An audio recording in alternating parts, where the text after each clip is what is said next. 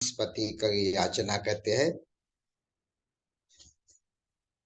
तो यह जो संबोधि के पश्चात बुद्ध धम्म की अमृतवाणी जो है सारनाथ में आके, सारनाथ के मृगदय वन में आकर ये जो पांच परिव्राजक है, जो सक्षम है, धम्म को समझने में सक्षम है, और जो भीतर से उभरी हुई जो ब्रह्म संस्पति के रूप में जो याचनाएं है, एक तरफ से वह स्वीकार करते हैं, और यह जो अमृत की दुदंभी है सभी के लिए खुली करती है।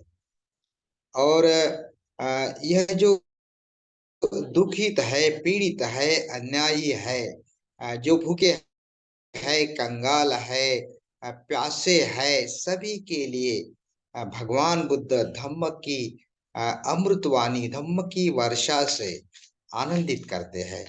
केवल आनंदित ही नहीं, तो वह दुख से मुक्त होते हैं, अज्ञान के अंधेरे से वह मुक्त होते हैं।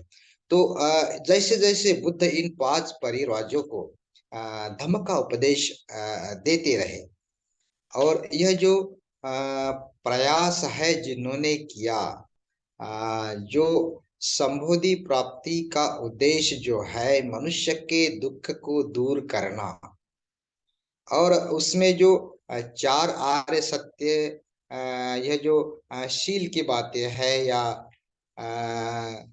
नैतिकता की बात है, अष्टांग मार्ग की बात है, तो उसमें विशुद्धि मार्ग से कहते हैं, विशुद्धि मग्ग, यह महत्वपूर्ण बात यह शिक्षा बुद्ध उन पांच परिवाजों को देते हैं, जिसे ये जो सात विशुद्धि कहते हैं, तो इन बारे में हम आज सुनने वाले हैं। तो यह जो विशुद्धि है, जैसे हम अभ्यास करते हैं, साधनाएं करते हैं, कायगता सती का अभ्यास करते हैं, तो इन अभ्यास के द्वारा हमारी यह शुद्धियां होती है। तो यह सात विशुद्धियां क्या है, हम आज सुनने वाले हैं। तो पहली जो विशुद्धि है वह है, जैसे यह सात विशुद्धि जो है, एक तरह से हमें उत्साह देती है, ऊर्जा देती है, आध्यात्मिक मार्ग पर आगे ले जाती है। तो यह जो मध्यम निकाय है, मध्यम निकाय में रथ विनीत सुत्त, यहाँ यह संदर्भ आया है। और यहाँ पे एक उदाहरण बताया है कि ये जो रथ है, रथ में बैठकर राजा सवारी करता है, लेकिन जो घोड़े हैं कुछ समय चलने के बाद थक जाते हैं, फिर से राजा वहां उतर कर दूसरे रथ में बैठता है, क्या दूसरे घोड़े जो है ताजे, मतलब शक्तिशाली, और उसमें बैठकर और दूसरा सफर करते हैं। तो ऐसे एक रथ को बदलकर दूसरे रथ, और सात रथ तक बदलकर वह अपने निश्चित स्थल पर पहुंचते हैं। तो वैसे ही इस सप्त विशुद्धि का है, सात विशुद्धि से हम परिशुद्ध होते जाते हैं, और हम शक्तियां प्राप्त करते हैं।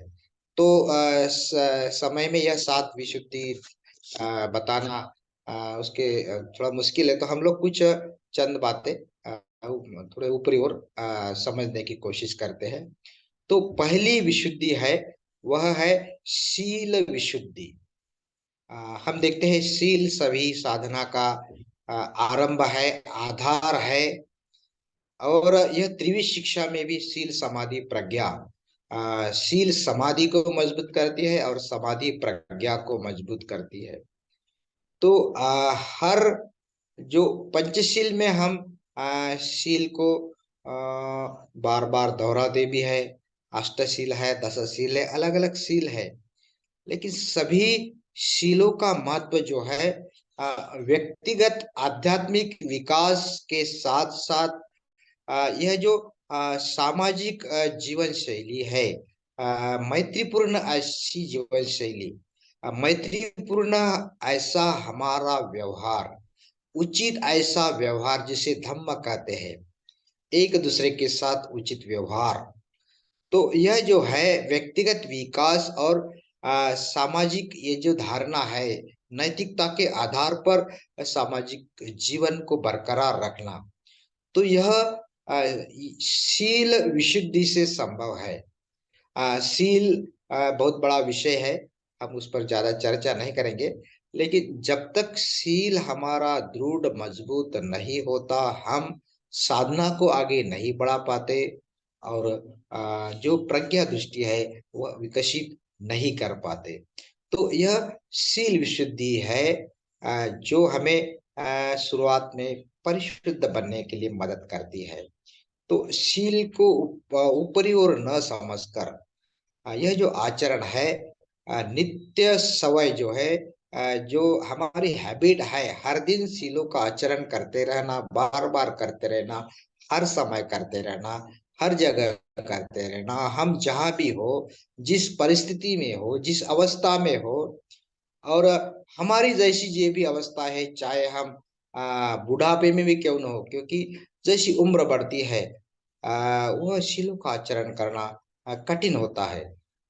यह जो श्रद्धाशीले न संपन्न हो, तो श्रद्धा से ही शील में हम संपन्न होते हैं।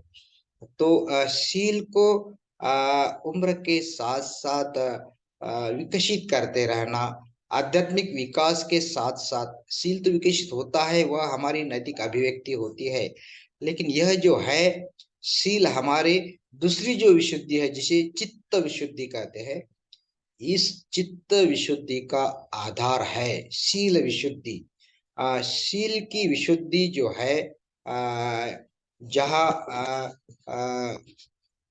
बार बार करना होता है, उसके साथ साथ चित्त की विशुद्धि है। अगला रथ जो है, एक रथ को छोड़कर राजा जैसे दूसरे रथ में सवार होकर आगे जाता है।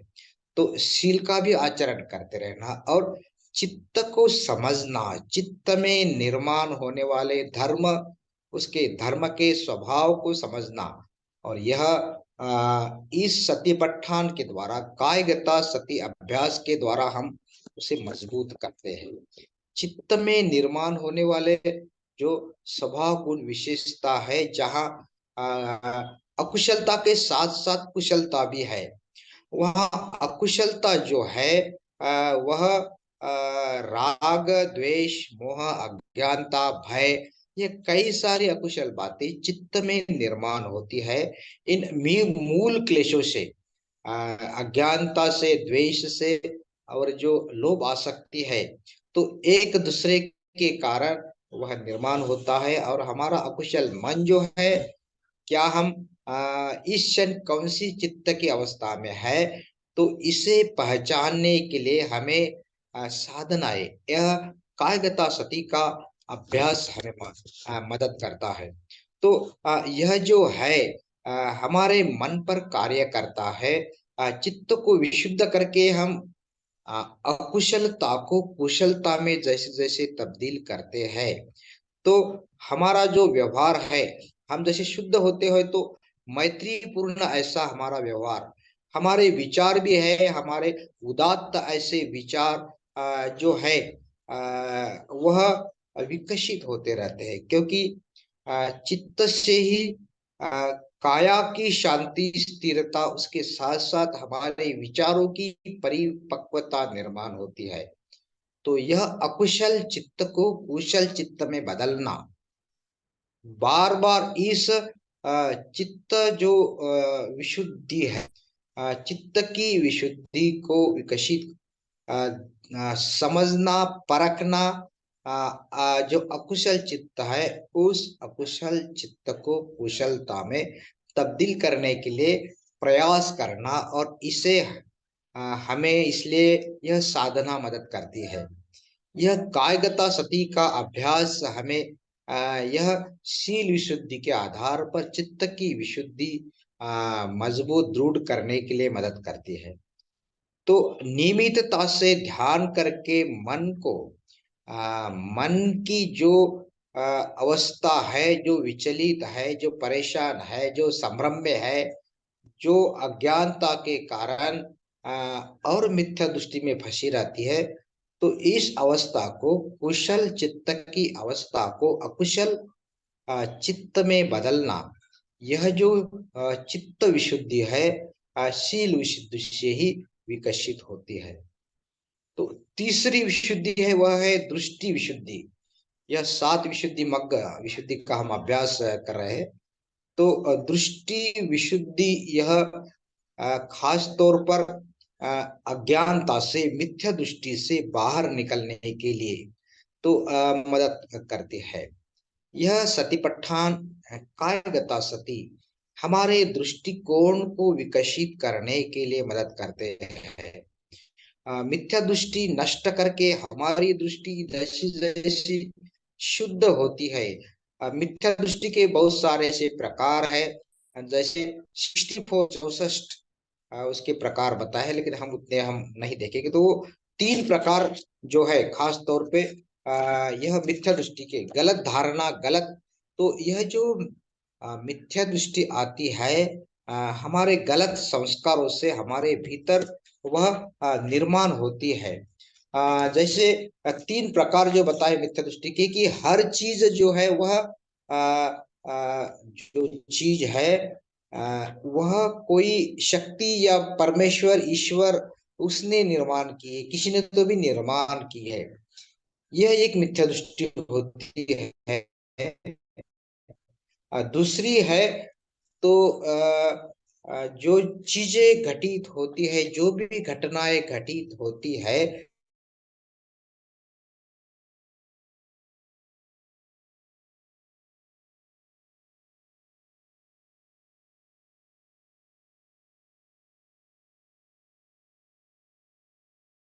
कार्य कारण भाव के विरुद्ध ऐसी यह मिथ्या दृष्टि की भावना है। अगर हम इस 3 मिथ्या दृष्टि में फंसे रहते हैं, अगर हम ईश्वर को, भगवान को विश्वास करते हैं, तो हम परावलंबी बनेंगे। हमें कुछ भी करने की जरूरत नहीं। जो भी है वह ईश्वर के ऊपर विश्वास रखो, वही करने वाला है। हमारे ऊपर जो नियंत्रण है, संसार पे नियंत्रण है, वह ईश्वर का है। ऐसी जो धारणाएं है वह मिथ्या दृष्टि है। तो यह मिथ्या दृष्टि दूर होना, तो जब तक हमारे दृष्टिकोण विकसित नहीं होते, मिथ्या दृष्टि जो है फंसी रहती है।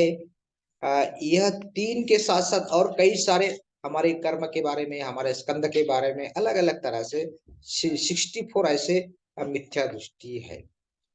तो मिथ्या दृष्टि के कारण हमारी दृष्टि कमजोर हुई रहती है। जैसे हम कमजोर दृष्टि से अगर देखें तो हमें चीजें जैसे है वैसी नहीं दिखते हैं। चाहे हम किताब पढ़ते हो तो हमें चश्मा लगाना होता है, हम नहीं देख पाते, या हम बाहर का देख रहे हो, दूर का देख रहे हो, नजदीक का देख रहे हो। तो यह जो मिथ्या दृष्टि भी है तो वह कमजोर इसलिए होती है क्योंकि उसमें शक्ति नहीं होती। कौन सी शक्ति? जो साधना के द्वारे हमारे भीतर निर्माण होती है, जिसे ध्यानिक शक्ति कहते हैं। तो यह शक्ति हमारे भीतर नहीं होने के कारण, यह दृष्टिकोण हमारा कमजोर होने के कारण हम सत्य स्वरूप को नहीं देख पाते, सही तरह से नहीं देख पाते। जिसे देखते हैं, जैसे देखते हैं उतने ही अर्थ से देखते हैं। संस्कारिकता को भी हम इसके लक्षणों के साथ नहीं देख पाते।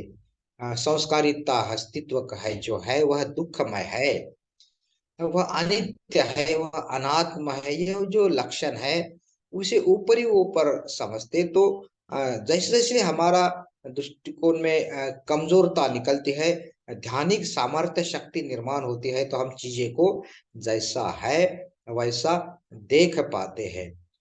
तो यह जो दृष्टिकोण है सार को नहीं पकड़ने देते।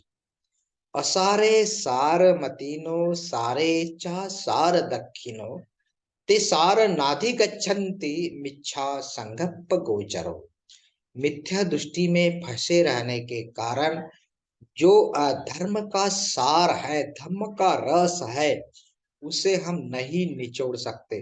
तो धम्म का रस जो है, जो पीता है, वह सुख से जीता है, सुख से सोता है। धम्म पीति सुखम सेति। विपस्सनेन चेतसा, तो धम्म को देखने के लिए, उसकी विपස්සना करने के लिए, यह कायगता सती के अभ्यास के द्वारा कायानुपස්සना करने से हम जो काया को देखता है वही धम्म को देख पाता है। धम्मानुपස්සना, धर्म जो है, धर्म का अभ्यास जो है, बुद्ध की शिक्षा है, यह समझ पाते हैं। तो मिथ्या दृष्टि में दूसरी बात होती है, वह है धुंधलापन। अगर धुंधलापन है, कोहरा, अभी हम ठंड में देख रहे हैं, हम दूर का नहीं देख पाते, आगे का नहीं देख पाते, क्योंकि धुंधलापन है। आंखों में धुंधलापन आता है, कोई कांच बिंदु हो, कोई जो पर्दा आता है, मोती बिंदु, तो हम अच्छी तरह से नहीं देख पाते। तो यह जो है, ध्यान के द्वारा हम जैसे दृष्टिकोण विकसित करते हैं, तो धुंधलापन में क्या होता जाता है कि पांच इंद्रियों से, और उस हम उतने ही मर्यादा में, इंद्रियों के द्वारा जो ज्ञान हमें मिलता है, विज्ञान निर्माण होता है, उतने ही मर्यादता में हम रहते हैं। और जो हमारा निष्कर्ष निकलता है, तर्क संगत हमारा जो मन है, आधार पर जो निष्कर्ष निकालते हैं हम, तो वह सीमित होता है, मर्यादित होता है। तो दृष्टिकोण को, धुंधलापन को मिटाकर स्पष्टता निर्माण करना। तीसरी बात जो है मिथ्या दृष्टि में है, वह विकृतता जो है।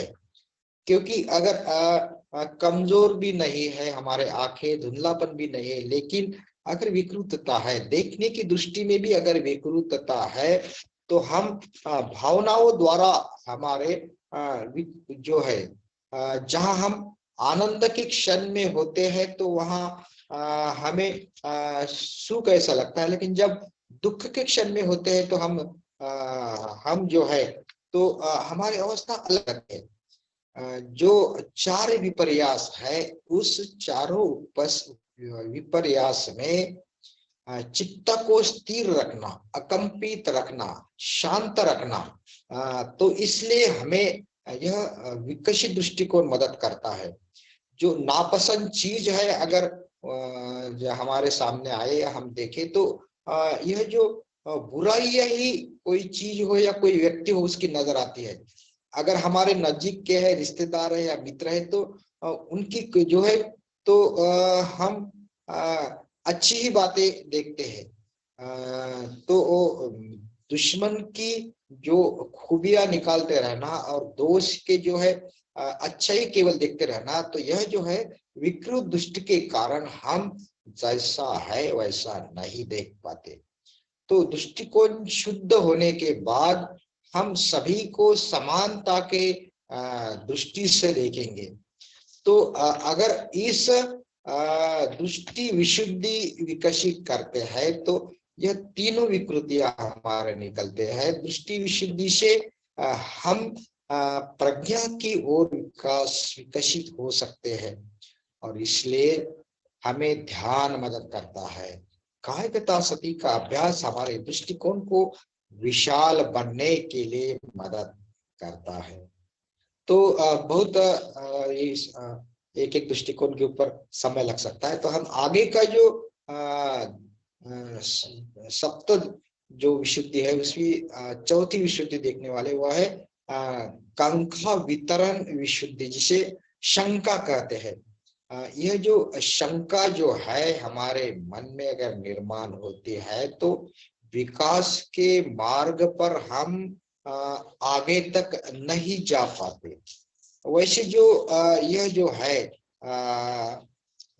विचिकित्साएं जिसे कहते हैं, तो विचिकित्साएं हमारे तीन बंधनों में एक बंधन है जो श्रोतापन्न तक नहीं पहुंचा देते। तो जो शंका, जो जिसे पाली में कंखा कहते हैं, तो जो शंका है, यह अविश्वास जो है, इसके आधार पर निर्माण हुआ न्यूरन है। और धम्म के मार्ग पर जो शंकाएं निर्माण होती है, चाहे ध्यान साधनाएं हो या कुछ धम्म की शिक्षाएं हो, तो हम जैसा है उसे नहीं समझ पाते। तो यह जो कोई चीज, कोई बात अच्छाई की अगर हमें विकसित करना है, धम्म के मार्ग पर आगे जाना है, तो हम आगे तो जाना चाहते हैं, लेकिन उसके लिए जो प्रयासों की जरूरत है, खुद को बदलने की जरूरत है, उसके लिए तैयार नहीं होते। और इसी कारण हम कुछ शंकाएं लेते हैं कि असल में बदलना ही नहीं होता है, सुरक्षितता वह देखना चाहते हैं। तो जैसे कोई केवल चर्चा में ही रुचि लेता है, बातों में ही, लेकिन गंभीरता से उसे जीवन में उतारना या कोई साधना के द्वारा प्रयास करना यह टालता है, कोई कारण बताता है, तो इसे कहते हैं विचिकित्साएं। तो यह जो है कंखा विशुद्धि जो है, यह रोड़ा है साधना में। तो शंका कुशंका जिसे, तो यह अच्छाई के लिए, कोई जानने के लिए, समझने के लिए, स्पष्टता आने के लिए अगर कोई सवाल उपस्थित करते हैं, तो उसका समाधान वह करने के लिए तैयार भी रहते हैं, तो वह शंका विशुद्धि नहीं है। तो यह जो है साधना से, ध्यान से, दृष्टिकोण जैसे जैसे हमारे विकसित होते हैं, इस कायकता सती अभ्यास से हम स्पष्टता आने के पश्चात इस विशुद्ध को विकसित कर पाते हैं और हम शुद्ध होते हैं। तो यह जो कंखा विशुद्धि है, शंका विशुद्धि जिसे कहते हैं, तो हम जो है जैसे बातों में ना फंसे, या कोई जो जैसे कि कोई बहुत सारे पढ़े लिखे हो, तर्क से, बुद्धि से कई सारी बातें बताते रहते, लेकिन असल में जो बदलना है, हमें धम्म मार्ग पर आगे जाना है, इसलिए प्रयास नहीं कर पाते। तो ये इसको विकसित करना जरूरी है। पांचवा जो विशुद्धि मग्ग है, उसे कहते हैं कि मग्गा मग्ग ज्ञान दर्शन। मग्गा मग्ग का मतलब होता है कि मार्ग जो है, मार्ग कई सारे हैं, धम्म के मार्ग भी ऐसे कई सारे हैं, विशुद्धि मार्ग भी यही यही भी एक मार्ग है जो निर्वाण की ओर जाता है। वैसे ही शील समाधि के त्रिवी शिक्षा के मार्ग है, आर्य अष्टांगिक मार्ग है, पारमिता का मार्ग है, सप्तबोधांग मार्ग है, ऊर्ध्वगामी चक्राकार मार्ग है। यह अलग अलग वाहन है, ध्येय तक पहुंचने के लिए हम इस्तेमाल कर सकते हैं। लेकिन धम्म यह एक ही, अलग अलग शिक्षा जो है एक ही ओर जाती है, लेकिन यह जो धम्म के बारे में, साधन के बारे में इस्तेमाल जब हम करते हैं, तो दैववादी दृष्टिकोण जो है, ईश्वर पे विश्वास रखने वाली मिथ्या दृष्टि जो है, तो वह साधन का इस्तेमाल करने के बजाय हमारी जिम्मेदारी दूसरे की ओर सौंपते हैं, हमारे विकास की। कोई हम आए और हमारा विकास करे, उसके लिए चाहे कितना भी दान दक्षिणा, पैसा या जो भी है, तो वह खुद प्रयास नहीं करना चाहते, दूसरे की ओर सौंपना चाहते हैं। तो मार्ग सही तरह से जीवन में चूज करना, कई सारे मार्ग बताए हैं, कई सारे पंथ परंपरा है, साधना का जैन संप्रदाय है, भक्ति संप्रदाय है, मैत्री करुणा के आधार पर जो महायान संप्रदाय है, तंत्रयान है, अलग अलग यान है।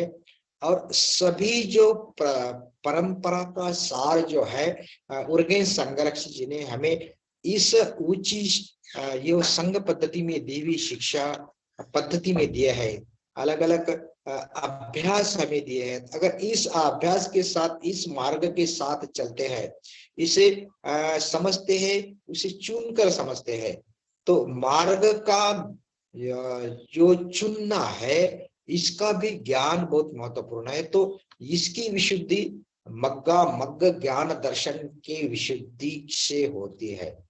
और छठी जो विशुद्धि है वह है मग्ग प्रतिपदा ज्ञान दर्शन। प्रतिपदा ज्ञान दर्शन का मतलब होता है मार्ग पर चलने का ज्ञान। जो भी हम मार्ग चुनते हैं, तो अष्टांग मार्ग हो तो उस मार्ग को कैसे धारण किए, उस पर चलना होता है। क्योंकि भगवान बुद्ध कहते हैं कि मैं मोक्षदाता नहीं हूं, मैं मार्गदाता हूं। मार्ग हमने बताया है, चलना आपको है, प्रयास आपको करना है। तो यह जो प्रतिपदा की बात है, अगर इस विशुद्धि को विकसित करते हैं, प्रतिपदा मग्गा विशुद्धि जो है, चलने के लिए प्रयास करना है। चाहे सप्त विशुद्धि, सप्त बोधांग हो, तो ध्यान के सिवा हम हमारा आंतरिक विकास, इस बोधांग को विकसित नहीं कर पाते।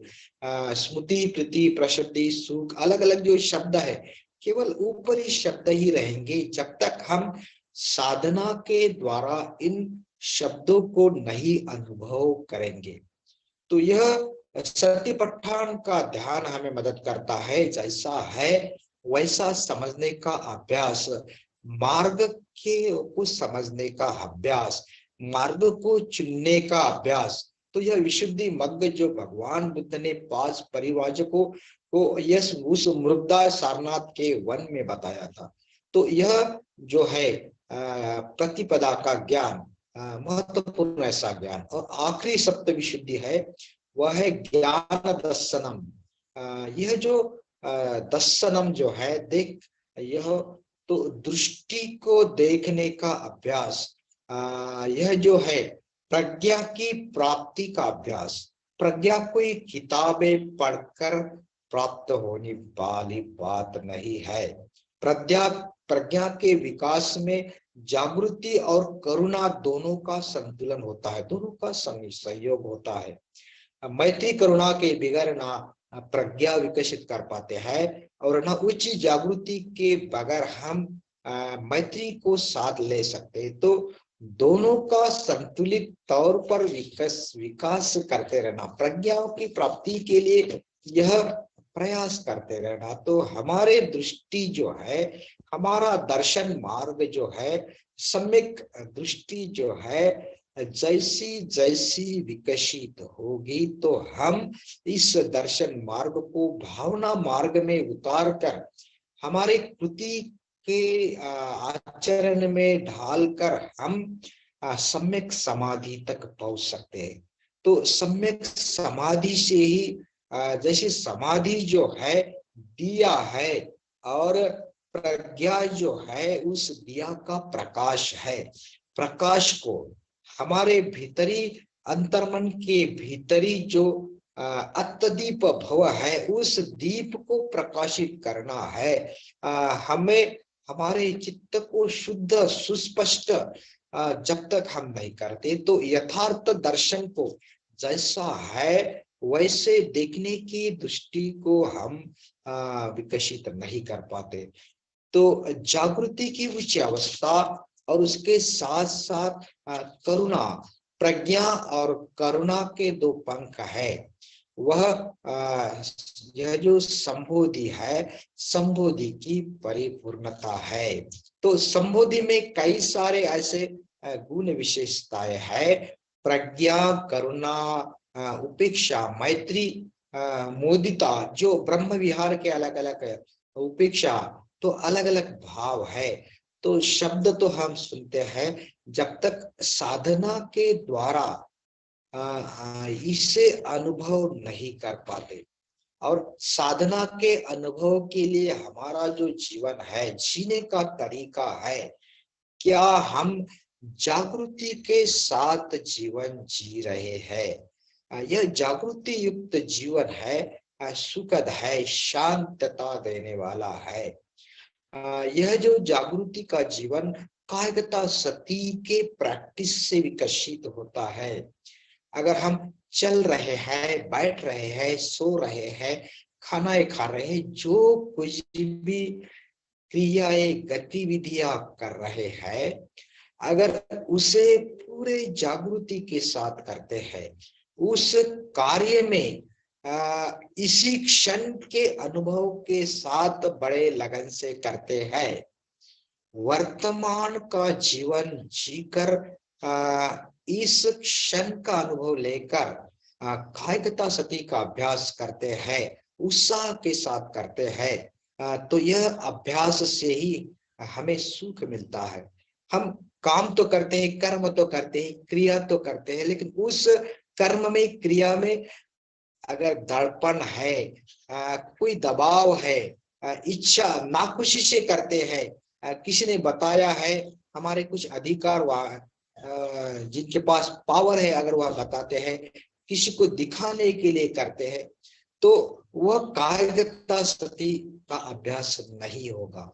इस अभ्यास में हम आनंद लेते हैं। जो भी जितनी भी तकलीफी रोड़े न्यूरन हमारे कार्य में आते हैं, तो हम इसे सहजता से उलझ सकते हैं, क्योंकि हम जागरूक हैं। स्मृति की जागृति की ऊंची अवस्था में सहजता से समस्याओं को सुलझाने की शक्ति, जिसे ध्यानिक शक्ति कहते हैं, यह ध्यानिक शक्ति जैसे जैसे विकसित होती है, तो हम विशुद्ध होते हैं इस सप्त विशुद्ध के अभ्यास के द्वारा।